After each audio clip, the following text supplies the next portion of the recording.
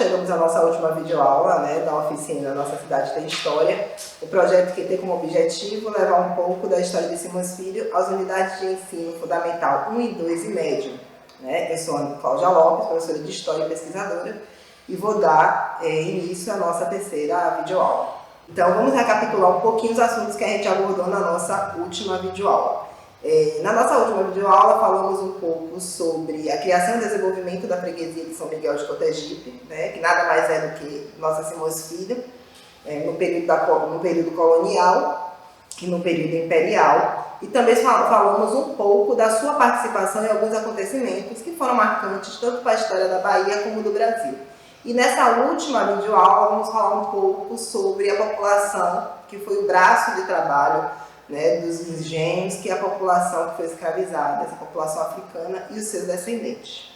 Como falamos, né, no decorrer das últimas aulas, Simões Filho, que naquela época ainda se chamava Cotegipe, era uma freguesia suburbana de Salvador, composta por muitos engenhos. Né? Em 1857, foi feito um registro de terra nessas terras, né, nas terras de Cotegipe. Aí você me pergunta, o que seria, né, esses registros de terra?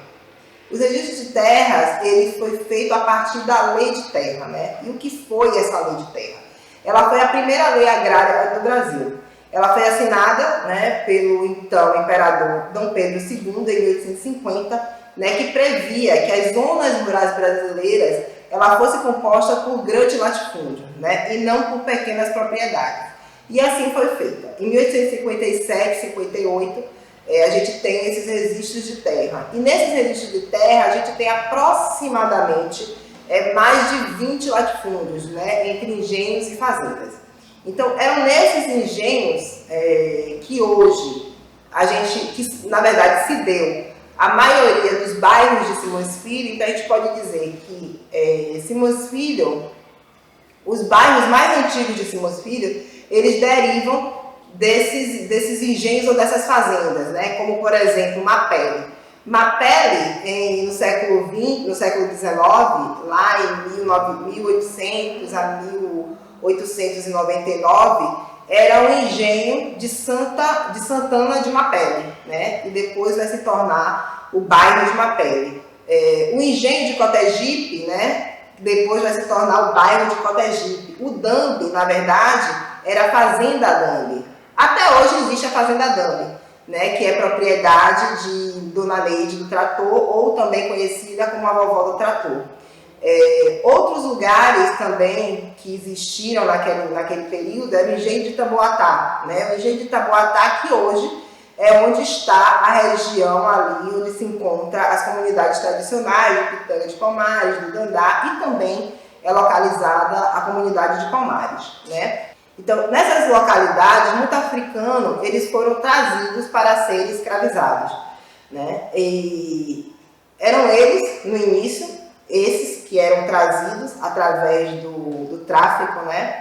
Do tráfico do Atlântico, e depois os seus descendentes. E foram eles que foram a maior força de trabalho que existiu nessas localidades, tanto no período colonial como também no período imperial. Né? A gente sabe que é só em 1888, quando é promulgada a lei de número 3.353, de 13 de maio, né, que ficou conhecida como a Lei Áurea, que a gente vai ter, então, na verdade, essa liberdade, né? Uma liberdade que é dada a essas pessoas que eram escravizadas, mas não foram, eles foram colocados, né, à rua, como a gente costuma dizer, mas não houve nenhum programa, nenhum incentivo do governo onde houvesse uma indenização para essas pessoas e para os seus familiares, nem tampouco um programa educacional que pudessem fazer com que eles estudassem e ocupassem empregos,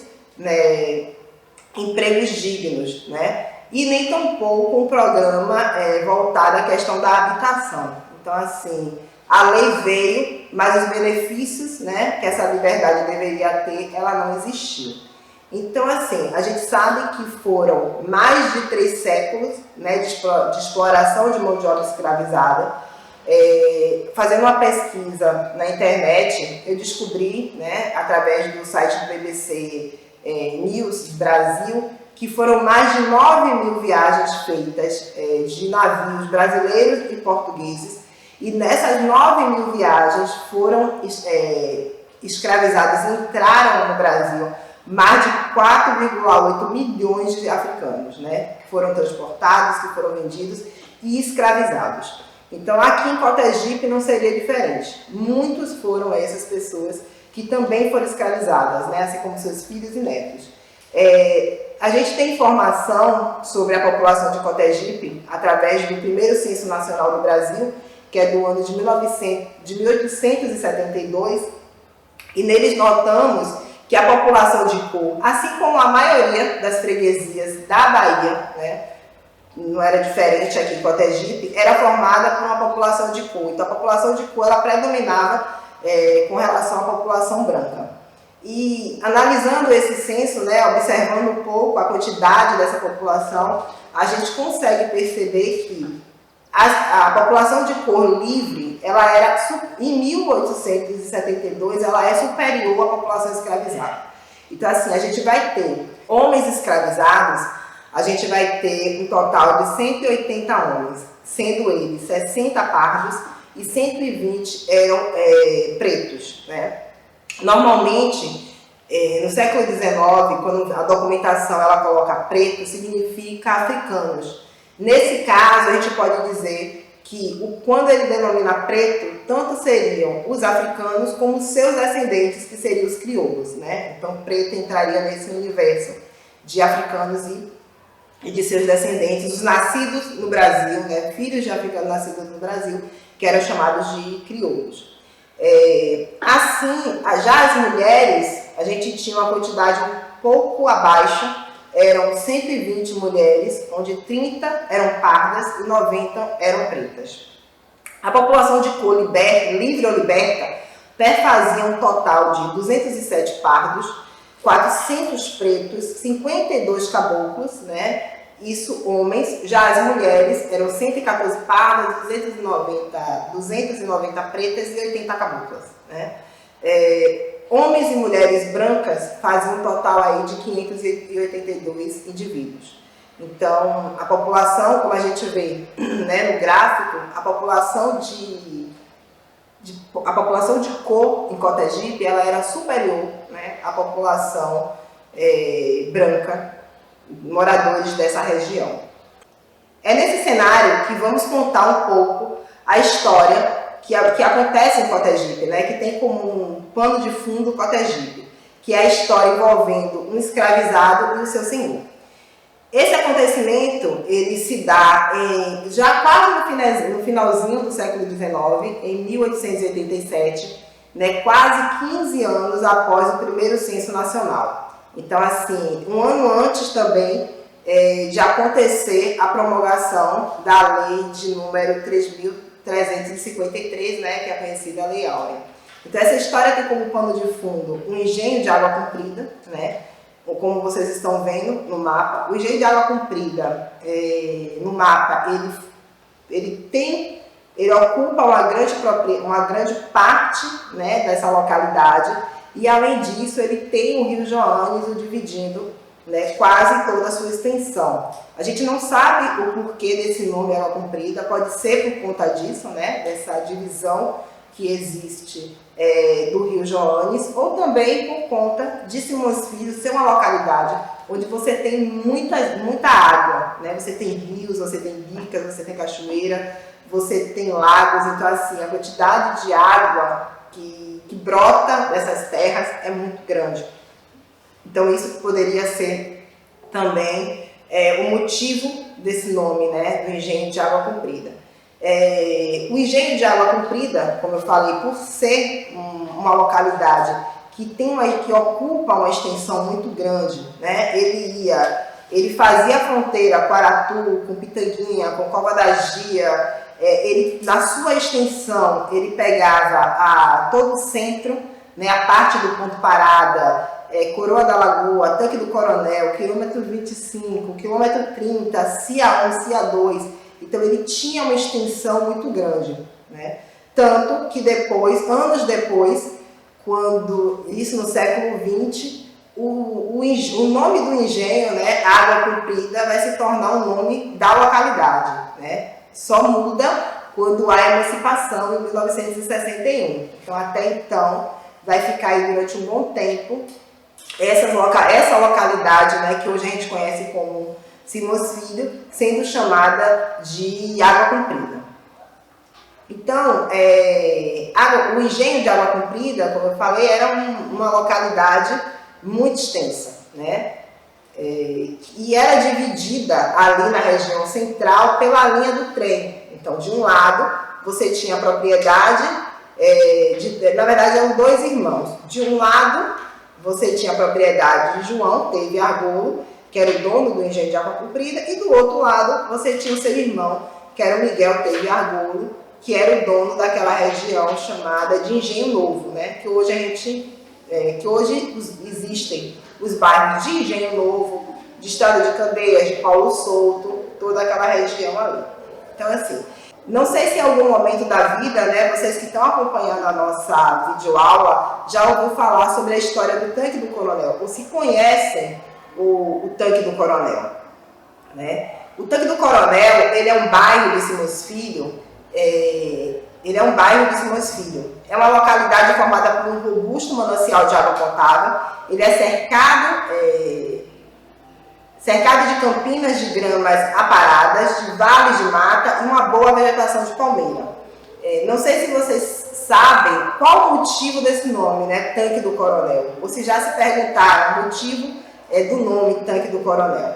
Alguns moradores falam que há muitos anos atrás existia um coronel que castigava seus escravos dentro daquele lago e que algumas vezes à noite eles escutam gritos e gemidos, né, de dor. Então, segundo o morador, que no ano de 2016 a gente entrevistou, ele afirmava que mergulhadores encontraram ali embaixo, no Tanque do Coronel, correntes e um pelourinho, né, no fundo daquelas águas. Pelourinho é o lugar onde no período da escravidão, os senhores amarravam os seus escravos e os castigavam, né? Aquele pau onde se amarrava o escravizado chamava-se de pelourinho. Então, esse senhor, ele disse que ali embaixo foram encontradas essas correntes e esse pelourinho. Então, aí a gente, durante muito tempo, a gente ficou pensando, né, se isso era uma lenda urbana, né, ou se realmente era algo que acontecia naquela propriedade e que foi algo tão marcante, né, naquela localidade que essa história acabou passando de pai para filho e se tornou uma história da comunidade, né? Mas aí a gente pergunta, né, o que é que esse coronel que castigava seus escravos tem a ver com a história que vamos contar hoje, né? Tem muito a ver com a história que a gente vai contar hoje. Quando a gente pensou nesse último episódio, ele trazer um pouco, né, de informação com relação à população que habitava Cotegipe, né, no século XIX, já que a gente, de uma certa forma, nessas videoaulas, a gente conheceu um pouco mais, né, da história de Simões Filho, uma história que a gente não tem tanto acesso assim. Então, seria muito interessante a gente finalizar com uma história real, né? E que a gente conseguisse demonstrar, através um pouco dessa videoaula, pessoas que habitavam esse espaço, né? Quem eram essas pessoas que habitavam esse espaço? E aí, essa é uma história que a gente descobriu no ano de 2016, quando a gente ainda estava começando a pesquisar, né, e a desenvolver o projeto Viagem por uma História Comprida, que seria inserido, na verdade, que a gente atuaria nas escolas aqui de Simões Filho, a gente descobriu uma dissertação de um historiador chamado Ricardo Tadeu Caires da Silva. E o nome dessa dissertação é Caminhos e Descaminhos da Abolição, Escravos, Senhores e Direitos nas últimas décadas da escravidão, Bahia, 1850 a 1888. E nesse trabalho, o autor ele vai trazer algumas histórias, né, sobre diversos processos de escravizados que lutavam por suas liberdades, né? Porque esses escravizados, eles em um determinado momento de suas vidas, eles lutavam, eles entravam na justiça para conseguirem a sua liberdade, tanto sua como de seus familiares. E aí, fazendo a leitura desse trabalho, a gente encontrou uma história que acontecia aqui em Cotegipe. E é essa história que a gente vai desenvolver ao longo agora da nossa aula. Quem era esse escravizado, né, que a gente encontrou nesse trabalho do Ricardo Tadeu? Era um escravizado chamado Silvestre. E quem era Silvestre? Silvestre, ele era escravizado, ele era um dos 88 escravizados que pertenciam ao engenho de Água Comprida, né? Como a gente falou anteriormente, ele era um grande engenho, ele tinha uma grande propriedade e dentro dessa propriedade tanto se plantava cana como também outros alimentos como mandioca e também havia a criação de animais.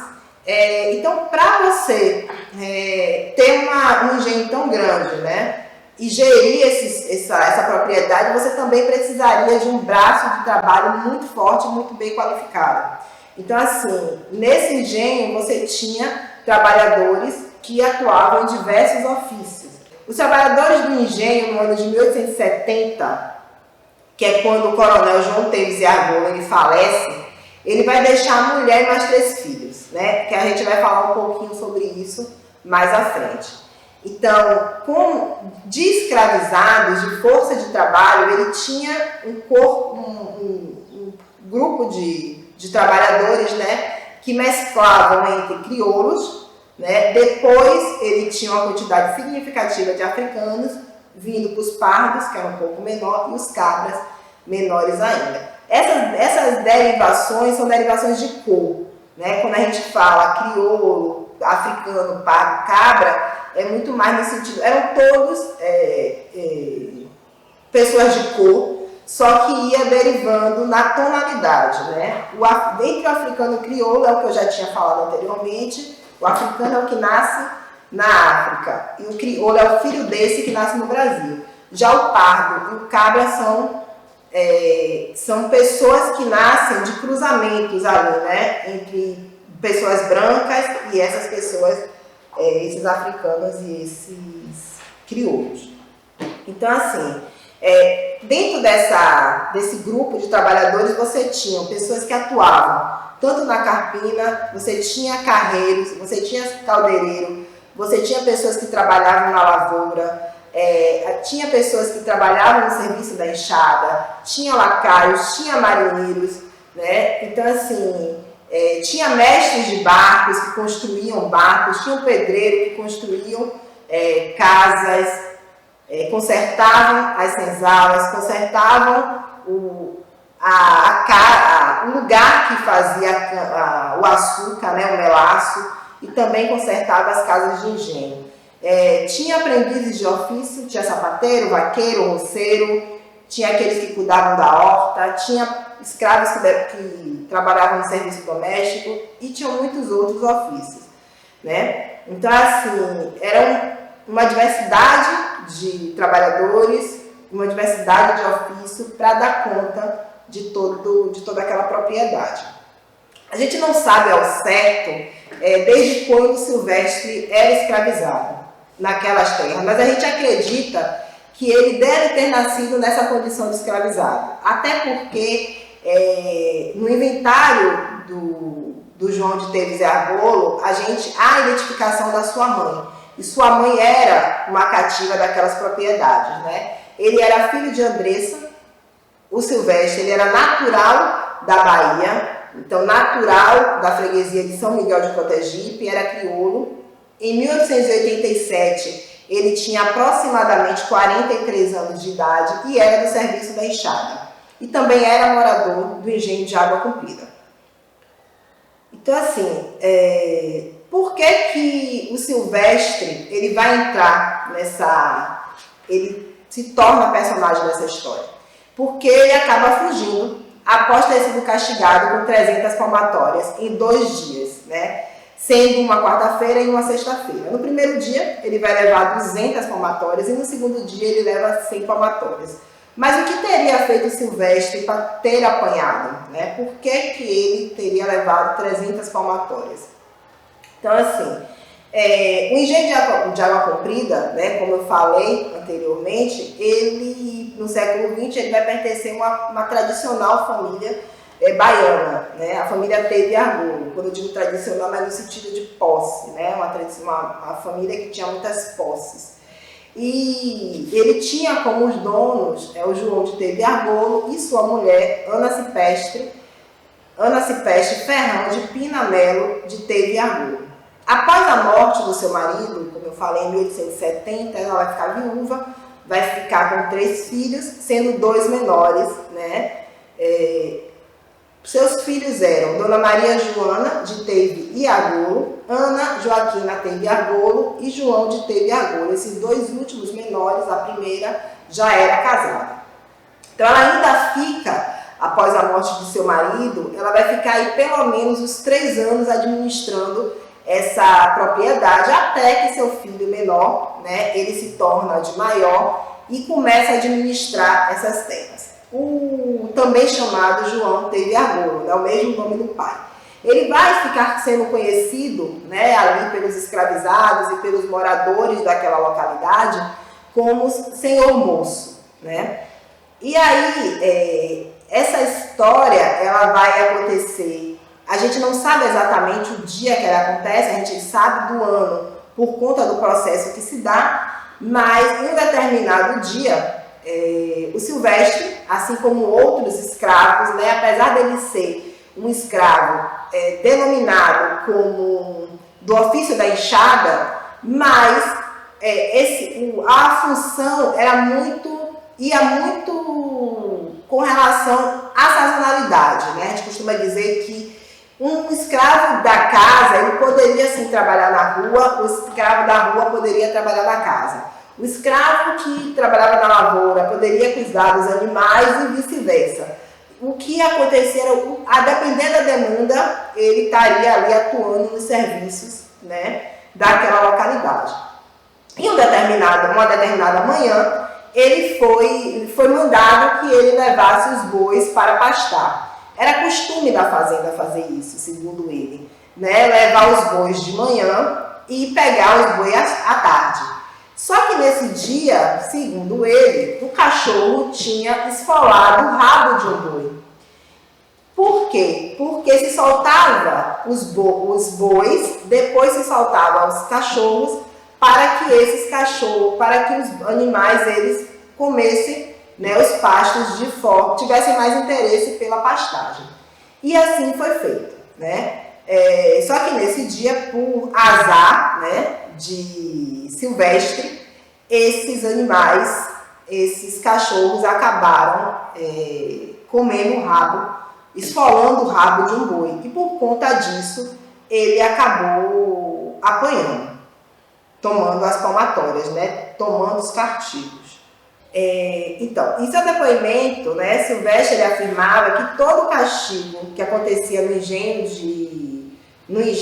de Água Comprida, Dona Ana Cipestre tinha conhecimento e os autorizava, né? E que na sexta-feira, no último dia do seu castigo, mais 2 companheiros de cativeiro, Tibúrcio e Teotônio, também levaram cada um 100 palmatórias, afirmando que é importante que a gente diga o seguinte, que os castigos naquela época, nessa fazenda, segundo Silvestre, era constante. Porém, em 1888, já não era mais permitido que os escravizados fossem castigados, castigo físico não era mais permitido. Então, por conta disso, né, e também, dizendo ele, Silvestre, por estar muito ferido e não suportando mais os castigos, ele acaba fugindo do engenho em direção às freguesias centrais. E é lá nessas freguesias centrais que ele vai buscar ajuda, né, para, primeira questão dele, é buscar ajuda para que ele pudesse obter a sua liberdade. Né? A intenção da fuga do Silvestre, de uma certa forma, é essa, buscar a sua liberdade. É entrar com uma ação para que, de forma judicial, esse senhor fosse obrigado a lhe dar a liberdade. Isso era um percurso que muitos escravizados já faziam, né, ao longo do processo, ao longo do século XIX, do processo não, do século XIX. Alguns escravizados, eles vão fazer isso, eles vão recorrer através da justiça para conseguir tanto a sua liberdade quanto a dos seus familiares, né? E foi isso que Silvestre fez. Ele denunciou o senhor moço por causa das 300 palmatórias, né, que levou, e ainda trouxe à tona uma morte que teria acontecido há 13 anos atrás, em 1874, né, quando, segundo Silvestre, o mesmo João de Argolo, conhecido como senhor moço, ele teria matado com uma cacetada na nuca o escravo Damião, né, que sofria de cansaço e que, por não ter mais a destreza das atividades do engenho, como os outros, num certo dia, ele acabou tomando essa cacetada na cabeça, né, levando essa cacetada na cabeça, e por conta disso ele acabou morrendo. Então Silvestre, quando ele faz essa fuga, essa denúncia, ele acaba jogando também mais essa morte nas contas do senhor moço, né? Essa denúncia do Silvério, ela vai resultar em um inquérito. Esse inquérito ele é aberto.